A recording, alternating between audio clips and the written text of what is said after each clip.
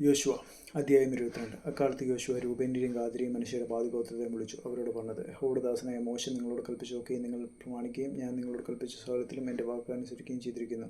നിങ്ങൾ ഈ കാലമൊക്കെയും നിങ്ങളുടെ സഹോദരന്മാരെ ഇന്നുവരെ വിട്ടുപിരിയാതെ നിങ്ങൾ ദൈവമായ യഹോവയുടെ കൽപ്പന പ്രമാണിച്ച് നടന്നിരിക്കുന്നു. ഇപ്പോൾ നിങ്ങളുടെ ദൈവമായ യഹോവ നിങ്ങളുടെ സഹോദരന്മാർക്ക് താൻ വാഗ്ദത്തം ചെയ്തതുപോലെ സ്വസ്ഥത നൽകിയിരിക്കുന്നു. ആകയാൽ നിങ്ങളിപ്പോൾ നിങ്ങളുടെ വീടുകളിലേക്ക് യഹോവയുടെ ദാസനായ മോശെ യോർദ്ദാനക്കരെ നിങ്ങൾക്ക് തന്നിട്ടുള്ള നിങ്ങളുടെ അവകാശ ദേശത്തേക്ക് മടങ്ങിപ്പോയിക്കൊള്ളുവിൻ. എന്നാൽ നിങ്ങളുടെ ദൈവമായ യഹോവയെ സ്നേഹിക്കുകയും അവൻ്റെ എല്ലാ വഴികളിലും നടന്ന് അവൻ്റെ കൽപ്പനകൾ പ്രമാണിക്കുകയും അവനോട് പറ്റിച്ചേർന്ന് പൂർണ്ണ ഹൃദയത്തോടും പൂർണ്ണ മനസ്സോടും കൂടെ അവനെ സേവിക്കുകയും ചെയ്യണമെന്ന് യഹോവയുടെ ദാസനായ മോശെ നിങ്ങളോട് കൽപ്പിച്ചിട്ടുള്ള കൽപ്പനയും ന്യായപ്രമാണവും ആചരിപ്പാൻ ഏറ്റവും ജാഗ്രതയായിരിക്കും. ഇങ്ങനെ യോശുവ അവരെ അനുഗ്രഹിച്ച് യാത്ര അയച്ചു. അവർ തങ്ങളുടെ വീടുകളിലേക്ക് പോവുകയും ചെയ്തു. മനുഷ്യരുടെ പാതിഗോത്രത്തിന് മോശെ ബാശാനിൽ അവകാശം കൊടുത്തിരുന്നു. മറ്റേ പാതിഗോത്രത്തിന് യോർദ്ദാൻ ഇക്കരെ പടിഞ്ഞാറ് അവരുടെ സഹോദരന്മാരുടെ ഇടയിൽ യോശുവ കൊടുത്തു. അവരെ അവരുടെ വീടുകളിലേക്ക് അയച്ചപ്പോൾ യോശുവ അവരെ അനുഗ്രഹിച്ച് അവരോട് പറഞ്ഞത്, വളരെ നാൽക്കാലികൾ, വെള്ളി, പൊന്ന്, ചെമ്പ്, ഇരുമ്പ്, വളരെ വസ്ത്രം എന്നിങ്ങനെ അനവധി സമ്പത്തോടും കൂടി നിങ്ങളുടെ വീടുകളിലേക്ക് മടങ്ങിപ്പോവുകയും നിങ്ങളുടെ ശത്രുക്കളുടെ പക്കൽ നിന്ന് കിട്ടിയ കൊള്ള നിങ്ങളുടെ സഹോദരന്മാരുമായി പങ്കിട്ടുകൊള്ളുകയും ചെയ്യുവിൻ.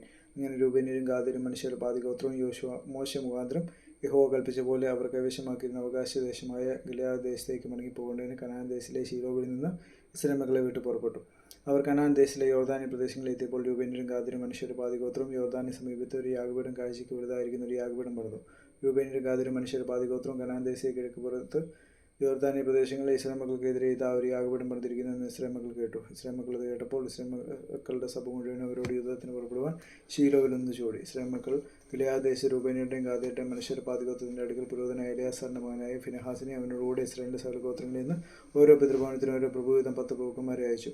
അവർ ഓരോരുത്തരും താന്താന്റെ പിതൃഭവനത്തിൽ ഇസ്രായേലി സഹസ്രങ്ങൾക്ക് തലവനായിരുന്നു. അവർ ഗിലെയാദ് ദേശത്ത് രൂബേന്യരുടെയും ഗാദിന്റെയും മനുഷ്യരുടെ പാതിഗോത്രത്തിന്റെ അടുക്കൽ ചെന്നവരോട് പറഞ്ഞെന്നാൽ, യഹോവയുടെ സഭ മുഴുവൻ ഇപ്രകാരം പറയുന്നു, നിങ്ങൾ ഇന്ന് യഹോവയോട് മത്സരിക്കേണ്ടതിന് ഒരു യാഗപീഠം പണിത് ഇന്ന് യഹോവയെ വിട്ടുമാറുവാൻ തക്കവണ്ണം നിങ്ങൾ ഇസ്രായേലിന്റെ ദൈവത്തോട് ചെയ്തിരിക്കുന്ന ഈ ദ്രോഹം എന്ത്?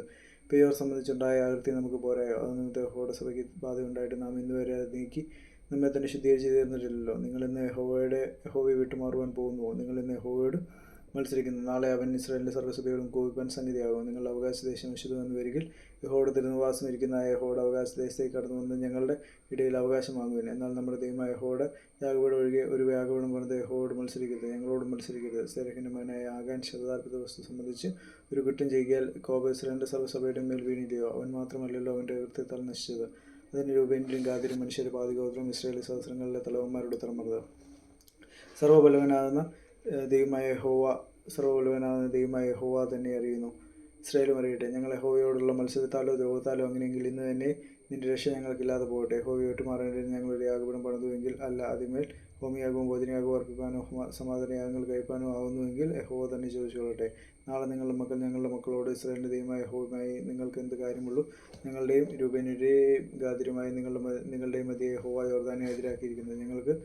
നിങ്ങൾക്ക് യഹോവയിൽ ഒരു ഓഹരിയില്ല എന്ന് പറഞ്ഞ് നിങ്ങളുടെ മക്കൾ ഞങ്ങളുടെ മക്കൾക്ക് യഹോവയെ ഭയപ്പെടാതിരിക്കാൻ സംഗതി വരുത്തുമെന്നുള്ള ശങ്ക കൊണ്ടല്ലേ ഞങ്ങളിത് ചെയ്തത്.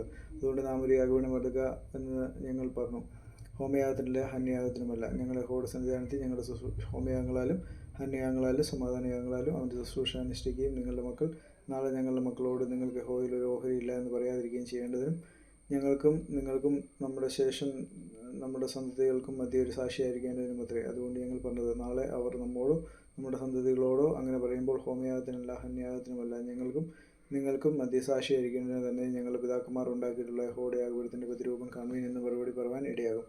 ഞങ്ങൾ നമ്മുടെ ദൈവമായ യഹോവയുടെ തിരുനിവാസത്തിന് മുമ്പാകെയുള്ള അവൻ്റെ യാഗപീഠം ഒഴികെ ഹോമയാഗത്തിനോ ഭോജനയാഗത്തിനോ ഹന്യയാഗത്തിനോ വേറൊരു യാഗപീഠം ഉണ്ടാക്കിയിട്ട് യഹോവയോട് മത്സരിക്കുകയും ഇന്ന് യഹോവയെ വിട്ടുമാറുകയും ചെയ്യുവാൻ ഞങ്ങൾക്ക് സംഗതി വരരുതേ. രൂബേന്യരും ഗാദിന്റെയും മനുഷ്യരുടെ മക്കളും പറഞ്ഞ വാക്കുകൾ പുരോഹിതനായ ഫിനെഹാസും അവനോടുകൂടെ സഭയുടെ പ്രഭുക്കന്മാരായ ഇസ്രായേലി സഹസ്രങ്ങൾക്ക് തലവന്മാരെ അവരും കേട്ടപ്പോൾ അവർക്ക് സന്തോഷമായി.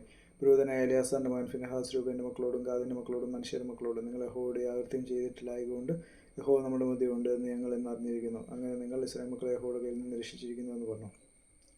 പിന്നെ പുരോഹിതനായ എലെയാസാറിന്റെ മകൻ ഫിനെഹാസും പ്രഭുക്കന്മാരും രൂബേന്യരെയും ഗാദിനെയും വിട്ട് ഗിലെയാദ് ദേശത്ത് നിന്ന് കനാൻ ദേശത്തേക്ക് ഇസ്രായേൽ മക്കളുടെ അടുക്കൽ മടങ്ങി ചെന്ന് അവരോട് വസ്തുത അറിയിച്ചു. ഇസ്രായേൽ മക്കൾക്ക് ആ കാര്യം സന്തോഷമായി.